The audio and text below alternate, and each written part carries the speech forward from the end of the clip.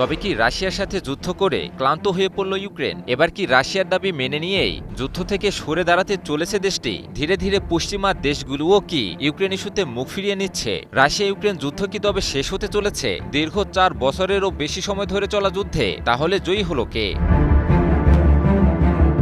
যুদ্ধ বন্ধের লক্ষ্যে রুশ প্রেসিডেন্ট ভ্লাদিমির পুতিনের সঙ্গে সরাসরি বৈঠকের প্রস্তাব দিয়েছেন ইউক্রেনের প্রেসিডেন্ট ভলোদিমির জেলেনস্কি। সম্প্রতি রুশ প্রেসিডেন্টকে পাঠানো এক খোলা চিঠিতে এ প্রস্তাব দেন ইউক্রেনীয় প্রেসিডেন্ট। প্রশ্ন হলো, হঠাৎ করে জেলেনস্কি কেন পুতিনের সঙ্গে সরাসরি বৈঠকের প্রস্তাব দিলেন? ইউক্রেনের প্রেসিডেন্টের কার্যালয় জানিয়েছে, রাশিয়ার সঙ্গে দীর্ঘস্থায়ী এবং রক্তক্ষয়ী সংঘাতের অবসান দেখতে চায় তারা শান্তি প্রতিষ্ঠা করতে চায়। চিঠিতে জেলেনস্কি দাবি করেন, রাশিয়ায় ইউক্রেনের ক্ষেপণাস্ত্র ও ড্রোন হামলা, মূল্যস্ফীতি এবং জ্বালানি সংকটে দেশটির বেশিরভাগ মানুষ ক্লান্ত হয়ে পড়েছে। ইউক্রেন এর অবসান দেখতে চায় এবং শান্তি চায়। ব্রিটিশ সংবাদ মাধ্যম বিবিসি এক প্রতিবেদনে তুলে ধরে এ খবর।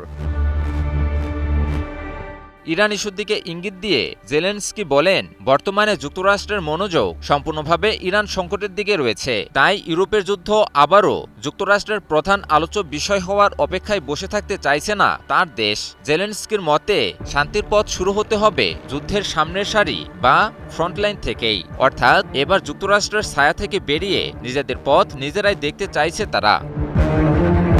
জেলেনস্কি আরও বলেন, রাশিয়া ইউক্রেন আলোচনা চলাকালে পূর্ণ যুদ্ধবিরতি কার্যকর করতে হবে, যা আন্তর্জাতিকভাবে স্বাভাবিক ও প্রচলিত পদ্ধতি। একই সঙ্গে তিনি সতর্ক করে দিয়ে বলেন, শান্তি প্রতিষ্ঠার উদ্যোগ না নিলে ইউক্রেন লড়াই চালিয়ে যাবে।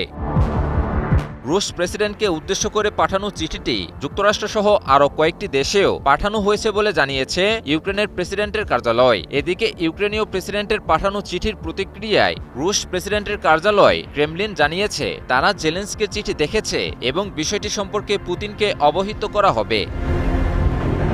আমি ভরসা রাখি হিরন স্মার্ট ওয়াটার পিউরিফায়ারে। অন্যদিকে ইউক্রেনের পররাষ্ট্রমন্ত্রী আন্দ্রি সিবিহা সামাজিক যোগাযোগ মাধ্যম এক্সে জানান, চিঠিটি কূটনৈতিক চ্যানেলের মাধ্যমেও আনুষ্ঠানিকভাবে পাঠানো হবে। তিনি বলেন, আমরা এই প্রস্তাবের একটি অর্থবহ জবাব আশা করছি। যুদ্ধ শেষ করার সময় এসেছে, এখন শান্তিকে বেছে নেওয়ার সময়।